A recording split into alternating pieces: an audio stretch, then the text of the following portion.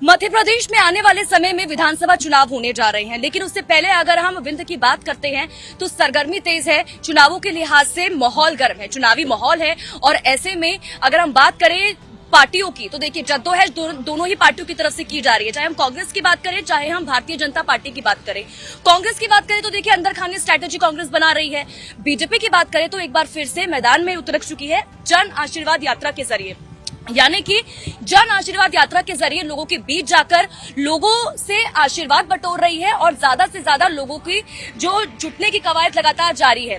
तो ऐसे में देखिए, क्योंकि रीवा में मेरी मौजूदगी है और ऐसे में लोगों के मन को टटोलना भी जरूरी हो जाता है। लोगों के मन में क्या चल रहा है, लोग क्या सोच रहे हैं, लोगों के मुद्दे क्या है, चुनावों में मतदान के लिए किन मुद्दों के साथ वो पहुंचेंगे मतदान के लिए, ये जानना इस बीच जरूरी हो जाता है। तो कुछ लोग मेरे साथ मौजूद हैं, उनसे बातचीत करने की कोशिश करते हैं और जानते हैं कि किन किन मुद्दों को लेकर इस बार वो मतदान के लिए पहुंच रहे हैं। आपका नाम? मेरा नाम विजयकांत तिवारी है। मैं आम आदमी पार्टी से जिला अध्यक्ष व्यापारी संघ का जो है तो दायित्व मुझे मिला है वर्तमान में।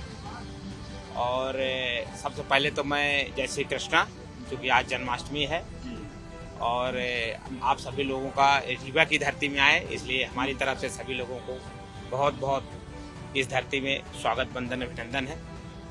और क्या जानना चाहती हैं आप आम आदमी पार्टी से हैं? जी। क्या लग रहा है आम आदमी पार्टी के लिए? क्योंकि देखिए कांग्रेस तो अपनी स्ट्रैटेजी बना रही है अंदर खाने, ठीक है। बीजेपी की जन आशीर्वाद यात्रा हम देख रहे हैं। अगर हम आम आदमी पार्टी की बात करें, कितना देख रहे हैं आम आदमी पार्टी को सपोर्ट मिल रहा है? आम आदमी पार्टी का मध्य प्रदेश सरकार के अगर अंदर की बात किया जाए तो इतना डरी हुई है ये सरकार। वर्तमान में अभी का जो ताजा दृश्य सभी लोगों के सामने था कि हमारे राष्ट्रीय अध्यक्ष श्री हमारे केजरीवाल जी का रीवा का दौरा तय हुआ और नगर निगम से हम लोगों ने आपके ये जो राज कपूर ऑडिटोरियम है वहाँ पे हम लोगों ने टिकट भी बुक कर ली, रसीद भी कट गई, लेकिन यहाँ के स्थानीय प्रशासन के द्वारा उनको रोकने का प्रयास किया गया।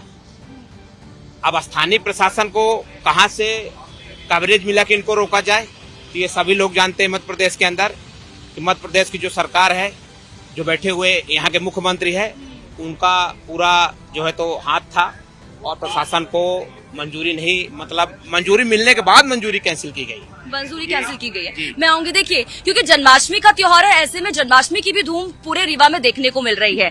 सफाई की जा रही है, इसी के साथ ही मंच नाटकीय यहाँ पर किए जा रहे हैं। लेकिन इस बीच देखिए अगर हम रीवा की बात करते हैं, क्योंकि चित्रकूट से यात्रा की शुरुआत हुई थी, आज जन्माष्टमी है, आज विश्राम यात्रा का है और कल तेर तालाब से अपने अगले पड़ाव के लिए जो यात्रा है वो आगे बढ़ेगी।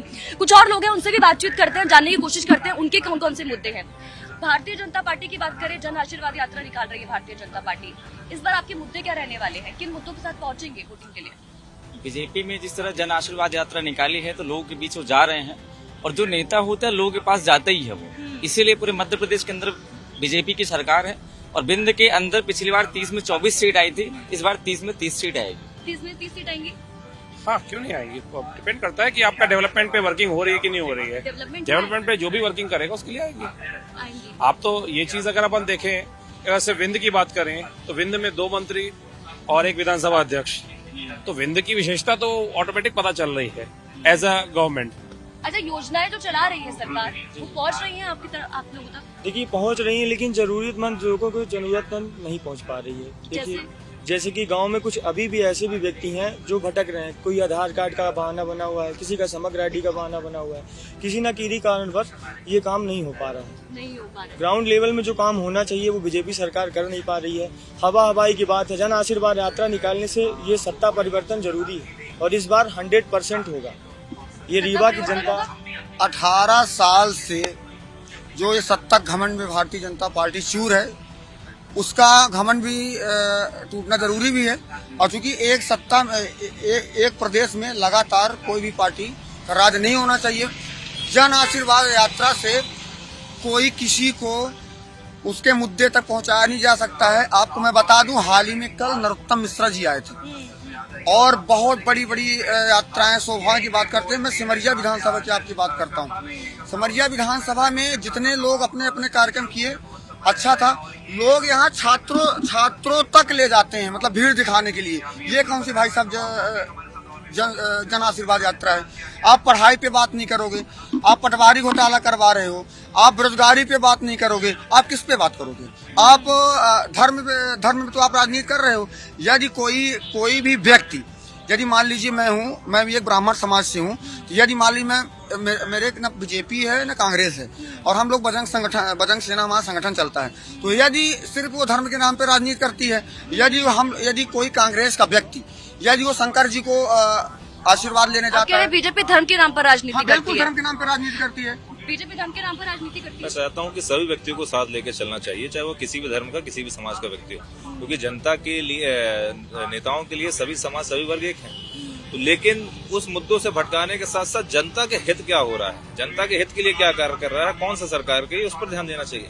अच्छा, मध्य प्रदेश को कहा जाता था बीमारू राज्य, क्योंकि इस वक्त क्योंकि हम लोगों के बीच भी जा रहे हैं, लगातार लोगों से बात कर रहे हैं, मूलभूत सुविधाएं, बिजली, पानी, सड़क, कितना विकास हुआ इसको लेकर? मुझे एक सीधी सी बात है, मैं सीधे से ये सोचता हूँ, रीवा शहर में आए दिन दुर्घटनाएं हो रही हैं। दुर्घटनाओं का सबसे बड़ा कारण क्या हो रहा है? आप सड़क पर निकल जाइए, मवेशियों का झुंड लगा है जगह जगह पे। आए दिन मवेशियों की वजह से मवेशी भी चोटिल होते हैं, व्यक्ति भी चोटिल होती है, दुर्घटनाएं होती है, मवेशियों की मौत होती है, व्यक्तियों की भी मौत होती है। आप अखबारों के माध्यम से, मीडिया के माध्यम से अगर रीवा की जानकारी लेंगे तो ज्यादातर दुर्घटनाएं आपको मवेशियों की वजह से मिलेगी। दूसरी बात, शिक्षा की अगर बात करें तो शिक्षा के स्तर पर रीवा में अगर देखिए चले, कॉलेजों में छात्र बहुत ज्यादा परेशान हो रहे हैं, सिर्फ और सिर्फ प्रवेश को लेकर। हमने हाल ही में एक मांग की थी कन्या महाविद्यालय की मांग को लेकर, क्योंकि हमारी बहनों को सबसे ज्यादा संघर्ष करना पड़ता है प्रवेश को लेकर, उनको सीट नहीं मिल रही है। जिले में केवल एक ही कन्या महाविद्यालय। अपन ने मांग की है कि बहनों के लिए, छात्रों के लिए, युवाओं के हित के लिए कन्या महाविद्यालय रीवा में एक दूसरा होना बहुत जरूरी है। आपके क्या मुद्दे रहने वाले हैं? मैं ओबीसी महासभा का संभागीय अध्यक्ष हूँ और कोर कमेटी मेंबर हूँ। जैसा कि मैं कहना चाहता हूँ, इस बार जिस प्रकार ओबीसी का मुद्दा पूरे देश में छाया हुआ है, और इसी तहत जिसमें जाति जनगणना हमारा प्रमुख मुद्दा था, इसी कारण ये बीजेपी सरकार की इस बार विदाई तय है। अब पूरे प्रदेश में परिवर्तन की लहर है, और जो हमारी बात करेगा उसी की सरकार बनेगी। विदाई तय है? बिल्कुल विदाई तय है। ओबीसी महासभा का प्रदेश संयोजक हूँ मैं, और हम लोग बिल्कुल भ्रष्टाचार युक्त जो सरकार है ये, इसको हटाने का संकल्प लिए हैं, क्योंकि अभी जनवरी से अभी तक हमें 30,000 करोड़ रुपए से शिवराज सिंह ने कर्ज लिया है। वो कर्ज उन्होंने नहीं लिया, हम लोगों के ऊपर कर्ज चढ़ाया है।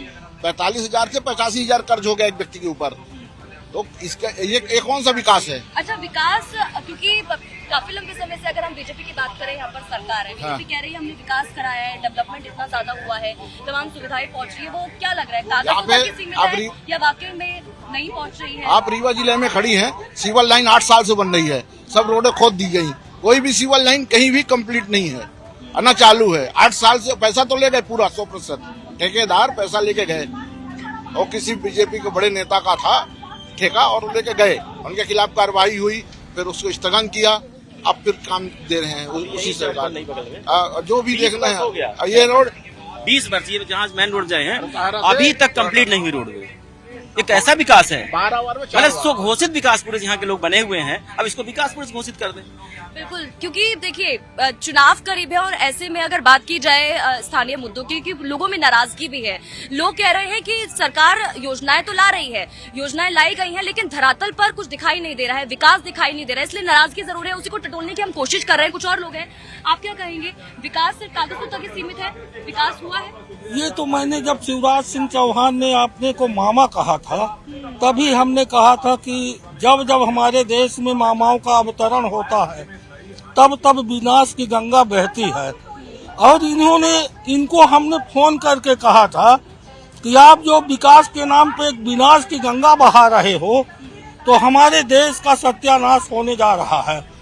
यहाँ पे मैडम इस समय देखने को मिलता है कि डेली बेटियों के साथ, जिनको शिवराज सिंह चौहान भांजिया कहते हैं, वो बेचारी, उनकी भांजिया, हम लोगों की बेटियां बलात्कार की शिकार होती जा रही हैं। हमारे छोटे छोटे बच्चों का कत्ल होता जा रहा है। ये विकास है हमारे देश का, हमारे प्रदेश का।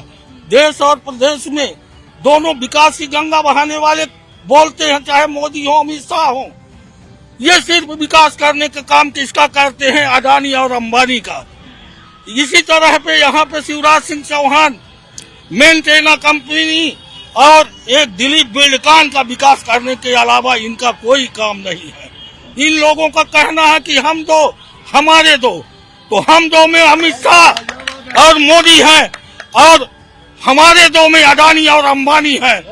हम इस देश के जनता को बताना चाहता हूं कि ऐसे विकास पुरुषों को हटाने की जरूरत है। आज के डेट में इन लोगों ने विकास नहीं विनाश की गंगा बहाने का काम किया है। मैंने शुरू में ही बताया था कि मेरा राष्ट्रीय उपभोक्ता संरक्षण एवं भ्रष्टाचार उन्मूलन संगठन इसका सदैव विरोध किया है, विरोध करता रहेगा। और यहाँ पे जितने काम हो रहे हैं, यही ब्रिज को देखिए जो ओवर ब्रिज रीवा में बन रहा है, इसमें कितना बड़ा भ्रष्टाचार हुआ है। इसी तरह अभी बाढ़ सागर परियोजना में 9 लोगों के खिलाफ हमने FIR दर्ज करवाई है। और इसी तरह पहले PHE के NC साहब DS डामोर, गुमान सिंह डामोर जब NC थे तब इनके भ्रष्टाचार को हमने उजागर किया था। 500 करोड़ में अभी FIR हुई है।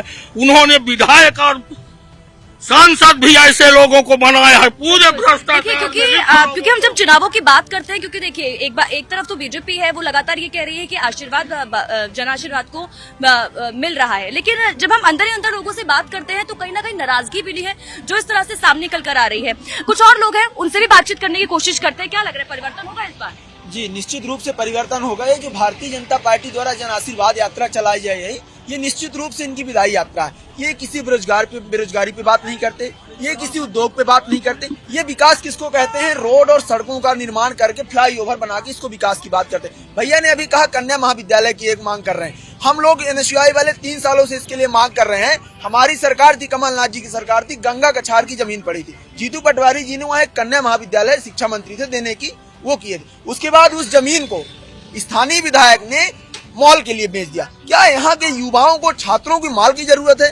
क्या यहाँ के युवाओं को बेरोजगार की जरूरत है? बेरोजगार जो उनको उद्योग लगाई है, उनको गुड़ में एक सोलर प्लांट खुला, वहाँ पे स्थानीय लोगों को रोजगार नहीं दिया जाता, बाहरी लोगों को बुलाकर रोजगार दिया जाता है, रिश्तेदारों को रोजगार दिया जाता है। आम छात्र छात्राएं जो पढ़ते हैं, अभी 60 से 70% छात्र वंचित है एडमिशन से। लगातार आंदोलन कर रही है NSUI की सीट बढ़ाई जाए, कोई भी सीट बढ़ाने को तैयार नहीं। आप अभी 12वीं का रिजल्ट घोषित करते हैं, रिजल्ट क्या होता है? रिजल्ट उसमें गलत आता है, फिर आप रिजल्ट अपडेट करने के लिए भेज देते हैं और यहाँ डेट खत्म कर देते हैं एडमिशन। क्या जो 55% छात्र ला रहा है वो पढ़ने का अधिकार नहीं है? पूछना चाहता हूँ शिवराज सिंह जी की जो यात्रा चल रही है, ये जनता ने भी अभी जवाब दिया है एक जगह, और आने वाले समय में बदलाव निश्चित रूप से होना है। बदलाव क्या देगा? बदलाव होगा, बिल्कुल बदलाव होगा। रीवा विधानसभा बिंद हमारा एक संयुक्त परिवार की तरह था, और इस संयुक्त परिवार को तोड़ने और जोड़ने और खत्म करने का जो प्रोग्राम भारतीय जनता पार्टी और हमारे क्षेत्र के क्षेत्रीय विधायक माननीय राजेंद्र शुक्ला जी ने,